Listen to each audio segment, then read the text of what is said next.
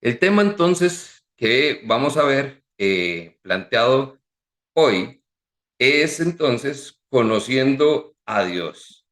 Y quiero agregarle ese al verdadero Dios, porque muchas veces ese es el detalle. O sea, yo sé que estoy hablando con Dios, pero no sé si es el verdadero Dios.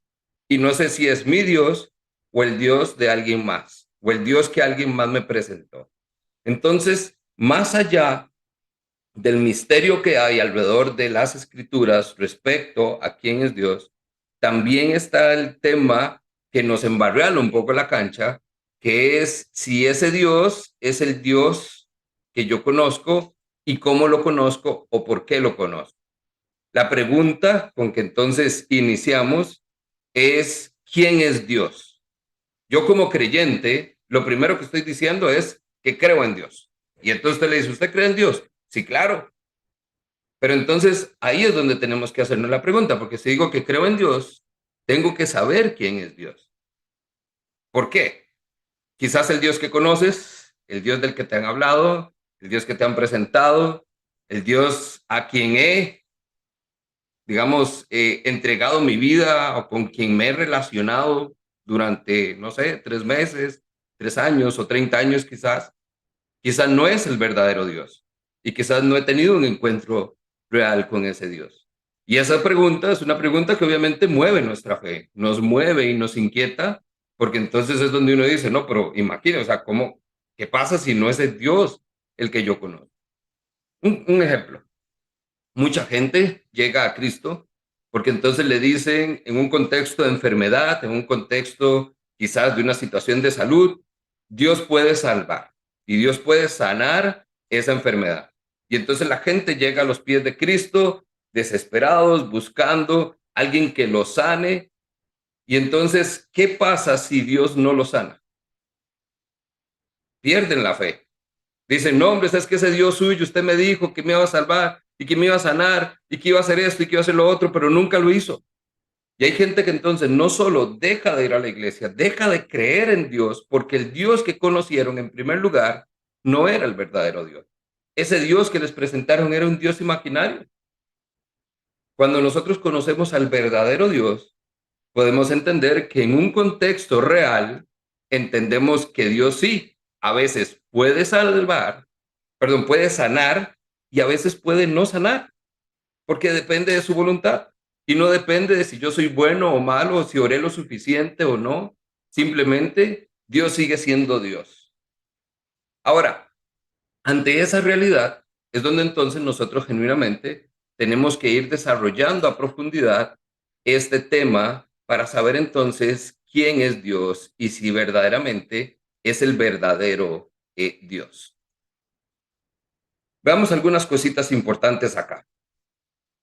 El concepto que nosotros hablamos de la Trinidad de Dios es una doctrina quizás de las más importantes dentro de nuestra fe cristiana. Es importante conocerla para poder profundizar en nuestro conocimiento y en nuestra búsqueda de Dios.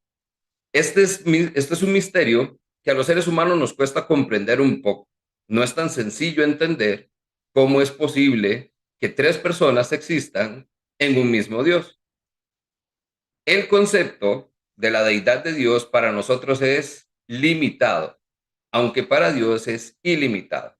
Nosotros somos seres finitos y podemos tratar de en nuestra humanidad resumirlo o entenderlo, pero el concepto para nosotros, por eso la Biblia dice que puede existir un misterio. No lo podemos resolver, no lo podemos explicar, lo podemos compartir y entender. Sin embargo, sigue sin tener una explicación lógica, razonable, que podamos procesar en nuestra humanidad.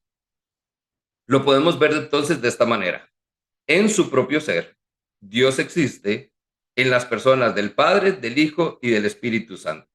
Son tres personas diferentes y sin embargo, un solo Dios. Esa es entonces la primera definición con la que nos encontramos hoy. La doctrina, la Biblia lo que nos enseña es que Dios existe en tres personas diferentes, Padre, Hijo y Espíritu Santo, y sin embargo, es un solo Dios, no deja de ser Dios.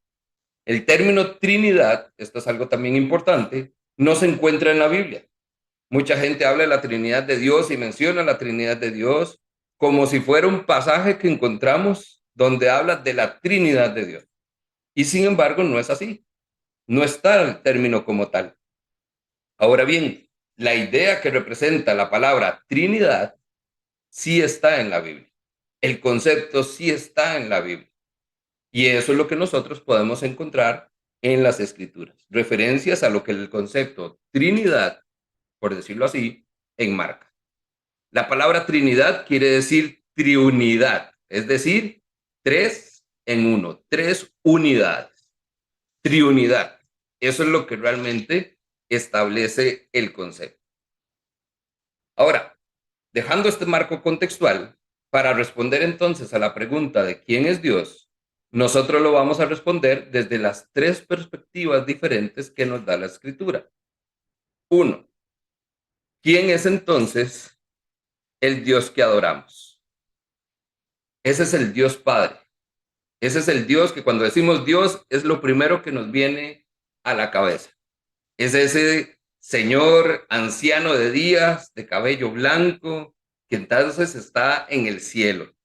Ese es como el concepto general que nos imaginamos o que está en nuestra mente respecto a quién es Dios. Leemos sobre el Dios Padre muchas veces, no solo afirmando que Él es Padre, sino que también describe quién es Dios el Padre. Jesús se refiere a Dios como el Padre, se refiere a Él como su Padre y nos dice a nosotros que Dios es nuestro Padre también, que sabe exactamente lo que necesitamos. Mateo 6.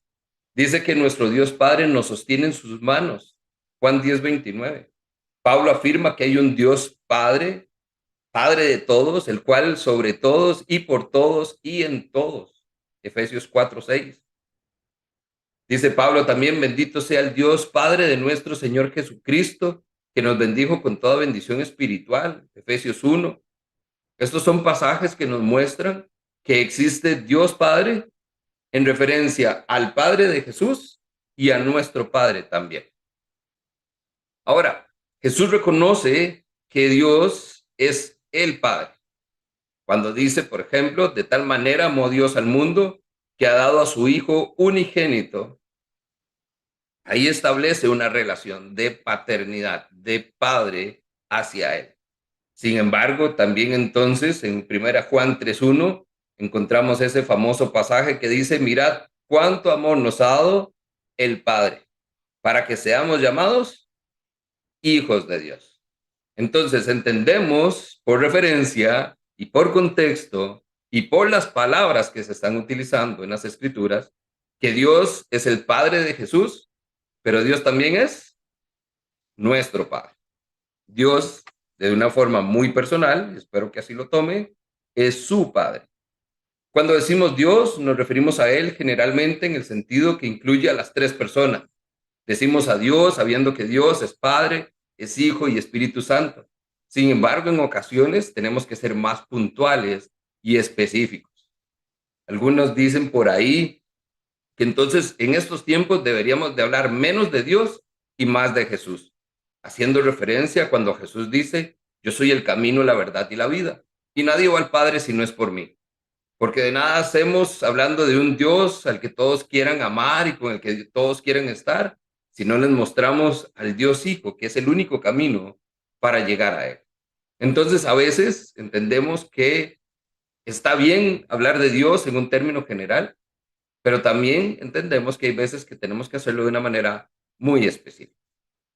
Dios el Padre se manifiesta con más claridad todavía en el Nuevo Testamento, mucho más que en el Antiguo Testamento, más por este famoso pasaje de Juan 3:16.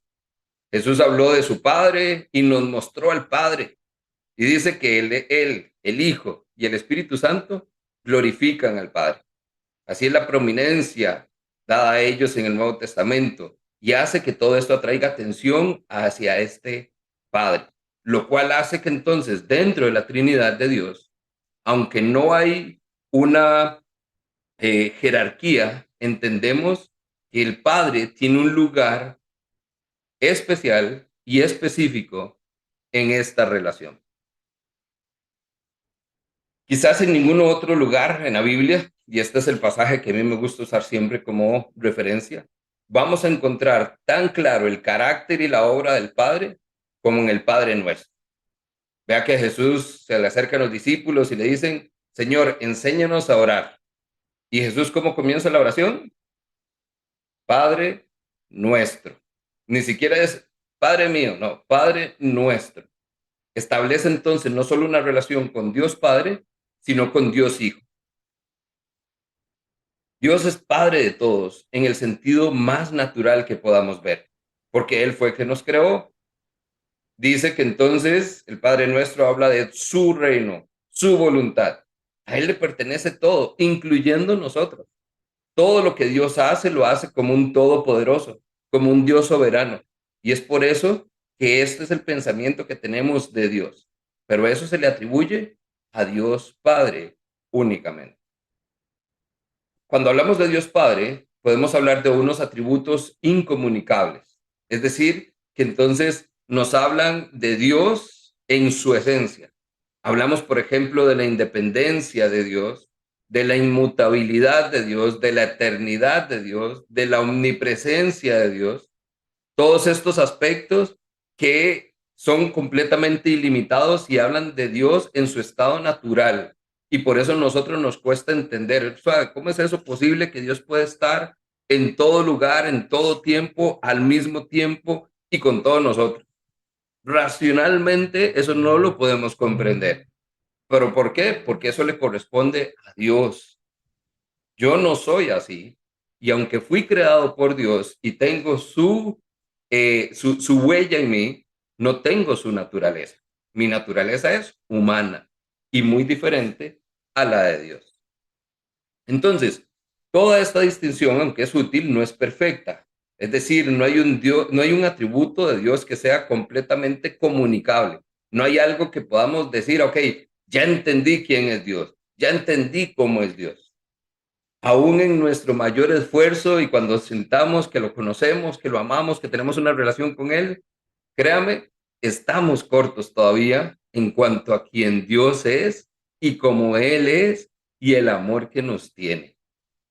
Dios, Padre, tiene de verdad un lugar que nosotros ni siquiera podemos imaginar o comprender. Si el Dios Padre es el Dios que adoramos, otra forma de ver esto en el concepto de la Trinidad es que entonces el Dios Hijo es el Dios que seguimos. Es ese Dios que ustedes y yo conocemos, ahí sí, por nombre y apellido. Es el Dios que nosotros seguimos, aquel que entramos nuestra vida, al que le entregamos nuestra salvación. Es de aquel que dijo Juan, y el verbo se hizo carne y habitó entre nosotros.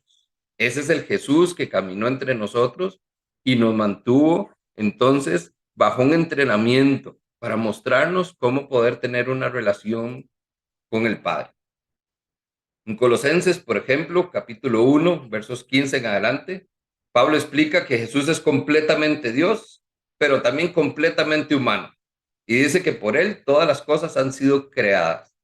Entonces, hablamos de un Dios Padre que es el creador. Y en el principio Dios creó al mundo. Pero hablamos que entonces todo lo que fue creado por Jesús. Aprendemos que Jesús tiene todas las cosas juntas y que en todo Jesús es preeminente. Es decir, Él es lo más importante de todas las cosas y de todas las personas. Aprendemos que en Jesús habita la plenitud de Dios y que en Él está una misión que es reconciliar en este mundo todas las cosas. Ese es el propósito del Padre, pero está realizado también en el Hijo. Entonces, cuando hablamos del Dios que seguimos, tenemos que ir un poquitito más profundo. Hay dos términos o dos frases que es normal escuchar cuando nos referimos a Jesús: hijo de hombre o hijo de Dios. Cuando vemos al hijo del hombre, lo que vamos a ver es que la humanidad del hijo es completamente evidente. Entonces, déjenme aquí nada más darle una lista breve como ejemplo para que entendamos el todo y usted después pueda ir a estas escrituras en casa y profundizar en el tema. ¿A qué me refiero con que la humanidad del Hijo era evidente? Recuerden que estamos enfrentando entonces que en el caso de Dios Padre, Él es Dios, es una deidad. Pero en el caso del Hijo, hablamos de una deidad y una humanidad. Paréntesis. La pregunta famosa del millón. ¿Jesús fue 100% hombre y 100% Dios? ¿O era 100% Dios y cuando vino a este mundo fue entonces 100% hombre pero dejó de ser Dios? Y todavía la pregunta más profunda. Cuando Jesús entonces estuvo aquí en la tierra y fue hombre, después de que murió y resucitó y ahora que está en el cielo, ¿sigue siendo hombre o volvió a ser Dios? O una combinación de todas. Lo primero que tenemos que ver es que esto no se separa. Estos son dos caras de la misma moneda. Entonces, vamos a hablar de estos dos conceptos, de la deidad de Dios y de la humanidad de Dios. Y en este caso, tenemos que ser específicos. Hablamos de la humanidad del Hijo de Dios y la deidad del Hijo de Dios. Entonces, lo primero, la humanidad del Hijo. Vemos en las Escrituras pasajes como, por ejemplo, Mateo, donde nos dice que Jesús era hijo de una madre humana, hijo de María, ¿cierto? Es hijo de una madre humana. Dice Lucas, capítulo 2, que él creció como otros niños. Dice que iba creciendo en estatura y en sabiduría. Tuvo un cuerpo humano. Las Escrituras nos dicen que en algún momento Jesús comió, Jesús bebió, Jesús durmió, Jesús estuvo cansado. Eso es de su humanidad. Las Escrituras también nos dicen que Jesús fue reconocido como judío, Juan 4. Jesús fue reconocido como un hombre más, como un judío más. Eso es humanidad. Y uno de los mayores ejemplos, Jesús fue tentado, así como nosotros fuimos o somos tentados. Eso es solo humanidad.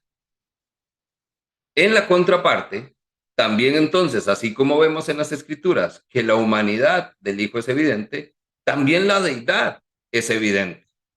Por ejemplo, dice que entonces Jesús era el Hijo del Dios viviente.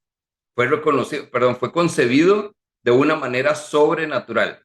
Era hijo de María, pero también ¿de quién era hijo? De Dios. Y fue entonces concebido por el Espíritu Santo. Dice que nació de una virgen, tuvo un poder sobrenatural, sanó a muchas personas, calmó las tormentas, resucitó a los muertos. Eso no lo hacía un hombre, eso lo hacía Dios. Y la Biblia le otorga muchos nombres que solo pertenecen a la deidad. Entonces, todo este concepto está a lo largo de todas las Escrituras. Nosotros vamos a ver que la humanidad de Dios es evidente y la deidad de Dios también es evidente. Ahora, la parte que es importante acá, que fue la que le cuestionaron mucho a Jesús y la gente no creía, es que entonces la deidad del Hijo, también las Escrituras nos muestra que fue reconocida. Es decir, no solo era evidente, sino que otros también la reconocieron. Le doy algunos ejemplos. El ángel, cuando se le apareció a María, Lucas 1, dijo, el santo que va a nacer será llamado Hijo de Dios. Juan el Bautista les dice, este es el Hijo de Dios. Natanael dice, tú eres el Hijo de Dios. Los demonios, ¿qué tienes tú contra nosotros, Jesús, Hijo de Dios? Le dijeron. Los discípulos, cuando les dijeron, ¿quién eres tú? Verdaderamente eres Hijo de Dios. Pedro, la famosa declaración, tú eres el Cristo, el Hijo del Dios viviente. El mismo Dios Padre da testimonio de esa deidad de Jesús. Este es mi Hijo amado en quien tengo complacencia. El centurión le dice verdaderamente, este era el Hijo de Dios. El eunuco etíope, creo que Jesucristo es realmente el Hijo de Dios. Pablo predicaba a Cristo en las sinagogas y decía, este es el Hijo de Dios. Cristo mismo, en sus palabras, dijo, el Hijo de Dios, el que tiene ojos como llama de fuego. Esto es lo que dice en Apocalipsis. Y ahí tenemos entonces, desde la primera narración acerca de Jesús hasta el Apocalipsis, cómo entonces también su deidad era reconocida. Lastimosamente, simplemente no fue reconocida por todos. Y quienes debían creer en él, no creyeron en él. Entonces, cuando hablamos del Hijo del Hombre y del Hijo de Dios, estamos hablando de la misma persona. Estamos hablando de Dios Hijo, que es el Dios a quien nosotros seguimos. Y llegamos entonces al tercer concepto, que es el Dios Espíritu Santo. Este es entonces, le vamos a llamar el Dios que olvidamos. ¿Por qué usamos esta frase? Muchas veces nosotros hablamos mucho de Dios, hablamos bastante de Jesús, pero si somos sinceros, hablamos muy poco del Espíritu Santo. Algunos han cuestionado si el Espíritu Santo es realmente otra persona. Muchos lo ven como una fuerza o como un poder de Dios en acción. Sin embargo, la evidencia del Nuevo Testamento es muy clara y es muy fuerte respecto a eso. Además de los versículos que ya mencionamos, donde entonces se pone al Espíritu Santo en una relación estrecha y coordinada con el Padre y con el Hijo, también hay lugares donde se pronuncia donde se da y se anuncia como el pronombre masculino, el Espíritu Santo. Y nosotros decimos él a una persona, no a un objeto, no a una fuerza. Por otro lado, el concepto que nosotros escuchamos del Espíritu Santo, cuando Jesús dijo, les conviene que yo me vaya, porque si no es así, no vendrá el otro consolador. Consolador, paracletos, es un término que se usaba para hablar de una persona que brindaba ayuda o consuelo o consejo. Una persona. Eso no llegaba así nomás. Es el Espíritu Santo reconocido como persona. Al Espíritu Santo también, si usted va a las Escrituras, va a encontrar aspectos que entonces podemos definir que se le adjudican actividades de una persona. Ejemplo, dice Juan 14:26, que entonces el Espíritu Santo nos va a enseñar, que nos va a dar testimonio, que intercede y ora en favor de otros. Dice que va a examinar las profundidades de Dios, que el Espíritu Santo puede saber los pensamientos de Dios, que el Espíritu Santo es el quien va a hacer la distribución de los dones, quien va a prohibir o no ciertas actividades, quien nos va a permitir hablar, que va a evaluar y aprobar el curso sabio de acción. Nosotros vemos que entonces en estos términos o referencias al Espíritu Santo se le está hablando de lo que una persona haría, no simplemente un poder que se usaría o una fuerza que surgiría. Ahora, cuando es así, nosotros vemos que entonces el Espíritu Santo, en definitiva, también es una persona. Y en muchos casos, el Dios que olvidamos. Veámoslo de esta manera. Entonces, aquí es donde entramos al segundo punto, donde si ya podemos responder la pregunta de quién es Dios, y sabemos que entonces para responder eso es, bueno, ¿cuál Dios? Dios Padre, Dios Hijo, Dios Espíritu Santo. Viene el concepto que es el que realmente es importante que comprendamos, que es el misterio de la Trinidad de Dios. Entonces, ¿a qué vamos con esto? Este misterio de la Trinidad es una revelación progresiva en la Biblia. Es algo que vemos entonces desde el inicio hasta el final. Por ejemplo, Génesis 1, la Biblia comienza diciendo, y Dios dijo, hagamos al ser humano a nuestra imagen y semejanza. Note entonces que es un verbo plural. El pronombre plural, a nuestra semejanza, a nuestra imagen. Entonces, ese Dios no es solo Dios Padre, es el Dios Padre que está creando todo, sin embargo, está en una naturaleza con Dios Hijo y con Dios Espíritu Santo, y se ven como una unidad. Eso es lo que hace que entonces el texto diga, hagamos al ser humano a nuestra imagen y semejanza. Aunque algunos sugieren, en este caso particular, que algunos manifiestan que ese plural es porque, bueno, habían ángeles y todo, realmente es un argumento débil porque los ángeles no participaron en la creación del hombre, ni tampoco el hombre fue creado a imagen y semejanza de los ángeles. De hecho, nosotros somos muy diferentes a los ángeles y estamos por encima de ellos en la creación. Génesis 3:22, por ejemplo, el ser humano dice, ha llegado a ser como uno de nosotros, pues tiene el conocimiento del bien y el mal. Nuevamente, un pronombre plural. Génesis 11:7. Será mejor que bajemos a confundir su idioma. Cuando entonces todos comenzaron a hablar y a hacer planes en la Torre de Babel, dice, será mejor que bajemos. Isaías 6:8. ¿A quién enviaré? ¿Quién irá por nosotros? Dice el profeta, haciendo referencia a las palabras de Dios. Nosotros, plural. La combinación del singular y el plural es lo que hablan de ese misterio. ¿Cómo es que entonces Dios es uno, pero es tres también? Cabe entonces hacer una reseña sobre los pasajes que hablan de esta pluralidad y que establecen entonces esa Trinidad en el Antiguo Testamento. Ahora, en el Nuevo Testamento, el advenimiento de Jesús nos trae enseñanzas más explícitas sobre esta naturaleza trinitaria. Por ejemplo, y este es el mejor ejemplo para comprender la Trinidad de Dios. ¿Recuerda usted cuando Jesús se bautizó? ¿Qué fue lo que sucedió? Mateo 3:16 dice que en ese momento, cuando Jesús se bautizó, se abrió el cielo y vio al Espíritu de Dios bajar como una paloma y posarse sobre él. Y una voz en el cielo decía, este es mi Hijo muy amado, en quien estoy complacido. Note entonces que aquí es donde se ve la claridad de los tres miembros de la Trinidad de Dios realizando actividades distintas y estando todos en el mismo lugar y al mismo tiempo. Revisemos el pasaje juntos. ¿Quién se está bautizando? ¿Quién está ahí en el río? Jesús, Jesús. ¿cierto?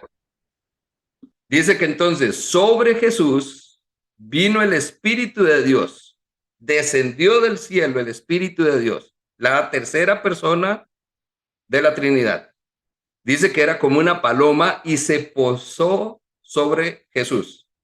Quiere decir que entonces los dos estaban físicamente en el mismo lugar. Jesús en el agua, el Espíritu sobre él.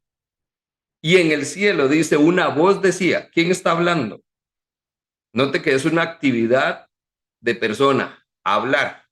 Una voz decía, este es mi hijo amado. Si él está hablando de mi hijo, ¿quién es el que está hablando? El Padre. El Padre en el cielo, el Hijo en el agua, el Espíritu descendiendo sobre él, los tres al mismo tiempo en el mismo lugar. Ese es el concepto de la Trinidad. Ahora, no hile delgado, no trate de explicar cómo, no trate de entender cómo fue esto posible, si se separa, si es una naturaleza, si es que hay mundos paralelos, ahora que está de moda Marvel, que entonces que si es un multiverso y entonces todo esto pasa en situaciones diferentes. No, no, no, no, no, no. No, no, no hilemos tan delgado y no nos vayamos por donde nos podemos perder. Simplemente ahí es donde entonces entendemos. Se ve el ejemplo de la Trinidad, lo cual es lo que debemos comprender, y establece por qué esto se le llama el misterio de la Trinidad. Entonces, no podemos explicar cómo, pero el hecho histórico está registrado en los 4 evangelios. Jesús se bautizó, descendió sobre él el Espíritu Santo y una voz en el cielo habló diciendo que él era su hijo. Ese es el misterio de la Trinidad. El otro momento que podemos ver en el Nuevo Testamento es la gran comisión. Jesús les dice, por lo tanto, vayan y hagan discípulos de todas las naciones, bautizándolas en el nombre de ¿quién? Del Padre, del Hijo y del Espíritu Santo.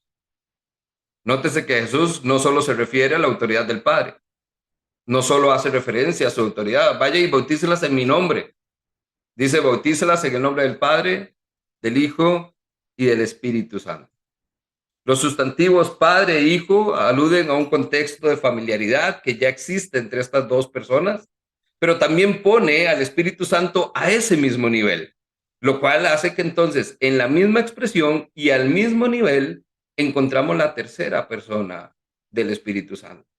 Es obvio concluir entonces que se trata de una persona con igual posición a la del Padre y a la del Hijo. Y este es uno de los versos que entonces nos ponen, así como el anterior nos muestra cómo está la Trinidad junta, en este caso nos pone cómo todos están al mismo nivel. El Padre, es cierto, tiene en apariencia mayor autoridad, una jerarquía donde Él está primero, y sin embargo, el Padre, el Hijo y el Espíritu Santo son uno y están todos trabajando juntos. Otros versículos donde se menciona un Dios trinitario, por ejemplo, Efesios 4, versos 4 al 6. Hay un solo cuerpo y un solo espíritu, así como ustedes fueron llamados a una sola esperanza, un solo Señor, una sola fe, un solo bautismo, un solo Dios y Padre de todos, que está sobre todos y por medio de todos. Primera Pedro 1:2 dice, Dios Padre los conocía y los eligió desde hace mucho tiempo, y su Espíritu los ha hecho santos. Como resultado, ustedes lo obedecieron y fueron limpiados por la sangre de Jesucristo. En un mismo pasaje se están mencionando las actividades diferentes que realizan las diferentes personas de la Trinidad. Y sin embargo, todas las hace Dios, un solo Dios, el mismo Dios. Judas 20 y 21. Ustedes, en cambio, queridos hermanos, manténganse en el amor de Dios, edifíquense sobre la base de su santísima fe y oren y oren en el Espíritu Santo mientras esperan a que el Señor Jesucristo, en su misericordia, les conceda vida eterna. Con eso entonces respondo la pregunta de doña Cira. Oramos al Padre en el Espíritu. De otra forma, esa comunión y esa oración no existe. Porque si el Padre no está conmigo, es en el Espíritu en donde yo entro en esa coinonía, en esa relación, y a través de Jesús puedo poder entonces acercarme confiadamente al trono de la gracia y pedir conforme a la voluntad del Padre, pidiendo que interceda el Hijo por mi vida y que a través del Espíritu Santo haya convicción de estas cosas. Entonces, para concluir, ¿qué es la doctrina de la Trinidad? Esta es otra palabrita que vamos a estar viendo a lo largo de nuestros estudios. Hay una doctrina del hombre, hay una doctrina de Dios, hay una doctrina de salvación. La doctrina de la Trinidad, es decir, el qué creemos respecto a la Trinidad, se resume en tres aspectos. Número uno, Dios es tres personas diferentes. Es una afirmación. Esto implica que el Padre no es el Hijo, que no es tampoco el Espíritu Santo. Es la imagen que tienen ahí en pantalla. El Espíritu Santo es Dios, pero a la vez no es el Hijo y no es el Padre. Son personas diferentes y así lo mismo con todos. En el material van a tener todas las referencias textuales. Este es uno de los estudios que más referencias y citas bíblicas tiene por la naturaleza. Hay mucho que tenemos que estudiar y conocer en las Escrituras. Lo segundo, respecto a esta doctrina de la Trinidad, es que cada una de esas personas, que son tres, no más, no menos, es plenamente Dios. Dios Padre es plenamente Dios. El Hijo es plenamente Dios. El Espíritu Santo es plenamente Dios. Jesús, cuando vino a la tierra, no dejó de ser Dios.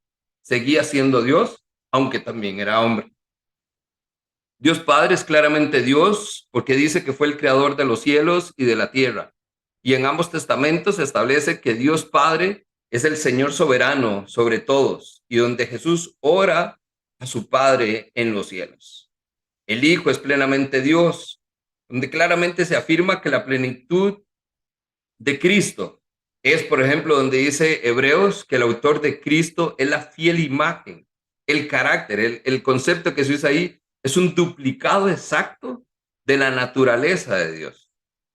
Y el Espíritu Santo cobra significado porque entonces vemos que que se clasifica el Espíritu Santo a un mismo nivel que el Padre y del Hijo. En 1 Corintios, por ejemplo, capítulo 2, Pablo atribuye la característica divina de omnisciencia al Espíritu Santo. Es más, la actividad de dar el nuevo nacimiento, cuando Jesús dijo a Nicodemo que entonces tenemos que nacer de nuevo para entrar al reino de los cielos, ¿quién hace esa obra? El Espíritu Santo. Claramente, entonces, Cada persona es Dios, plenamente Dios. Y el último concepto de esta doctrina de la Trinidad es que hay un solo Dios. No es que entonces, como son tres personas, son tres dioses diferentes. Eso es lo importante a conocer. Cuando usted le digan, ¿cuál es la doctrina de la Trinidad? Hay tres personas en un solo Dios. La Biblia es abundantemente clara en afirmar que Dios es un solo ser. Dios es uno en cuanto a su esencia, su sustancia. No hay tres dioses, hay un Dios. De esto hay referencias en el Antiguo y en el Nuevo Testamento. Por ejemplo, 1 Timoteo, hay un solo Dios y un solo mediador entre Dios y los hombres, que es Jesucristo, el Señor. 1 Juan 5:7, porque los tres son los que dan testimonio. En el cielo, el Padre, el Verbo y el Espíritu Santo. Y estos tres son uno. En el Antiguo Testamento, Isaías 45, dice, yo soy el Señor y no hay otro. Fuera de mí no hay ningún otro Dios. Aunque no me conoces, te fortaleceré para que sepan de oriente a occidente que no hay ningún otro fuera de mí, pues yo soy el Señor y no hay otro aparte de mí. Deuteronomio 6, verso 4, escucha Israel, el Señor nuestro Dios es el único Señor. Por tanto, y este es el verso que usted ha escuchado, ama al Señor tu Dios con todo tu corazón, con toda tu alma, con todas tus fuerzas. Solamente hay un Dios. Ese es el misterio. ¿Cómo es entonces posible tres personas en un solo Dios? No lo podemos explicar, pero eso es lo que es. La Biblia nos da el ejemplo y nos da eh, la, el sustento para que entonces veamos que así es. Para terminar, un pequeño ejemplo nada más, ahí lo pueden desarrollar después con el material, pero este tipo de ejercicios nos ayudan tal vez a comprender un poco mejor esto que estamos hablando, que no es fácil realmente de ver en el día a día. Pero, ¿a dónde están las funciones o las actividades primarias de la Trinidad? Por ejemplo, vea la creación. Dice entonces allá en Génesis que todo comenzó a existir. Dios, a través del soplo, con su palabra, comenzó a formar todo. Dice que sobre las superficies de las aguas iba y venía, o se movía, depende de la versión, el Espíritu Santo. Y dice que todo esto fue creado, dice Pablo en Colosenses, si no me equivoco es capítulo 8, por medio de él todas las cosas fueron creadas. Sin él, nada de lo creado llegó a existir. Entonces, a veces no solo tenemos que buscar un verso que nos muestre a las tres personas, aunque lo tenemos.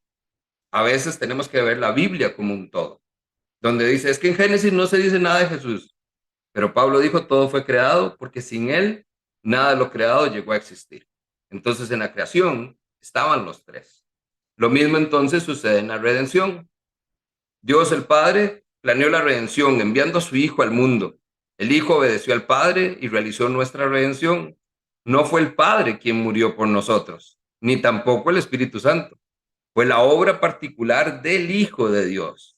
Y sin embargo, después de que Jesús ascendió al cielo, el Padre y el Hijo enviaron entonces al Espíritu Santo, a quien entonces, dice Jesús, él fue prometido como un consolador, el Espíritu Santo, a quien el Padre enviará en mi nombre.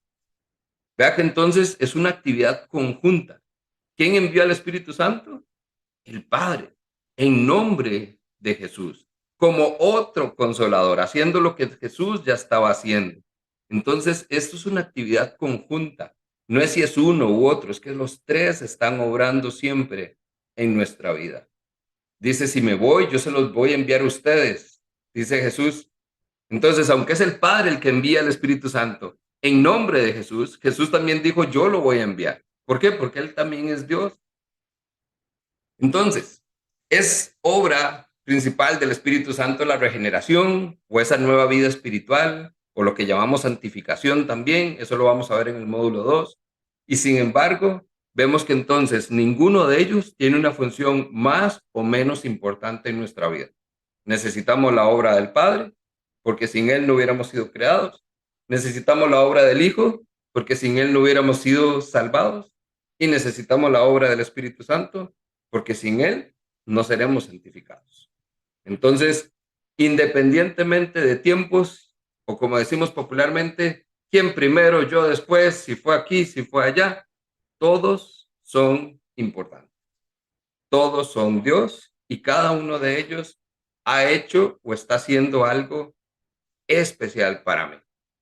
Y entre más conozca yo quién es ese Dios y qué es lo que ese Dios está haciendo por mí, me va a permitir entonces establecer esa relación personal e íntima que hablamos con Dios. Pero esa relación se hace personal cuando usted entiende si está con el Espíritu, si está con el Hijo o si está dirigiéndose al Padre. Conclusiones finales.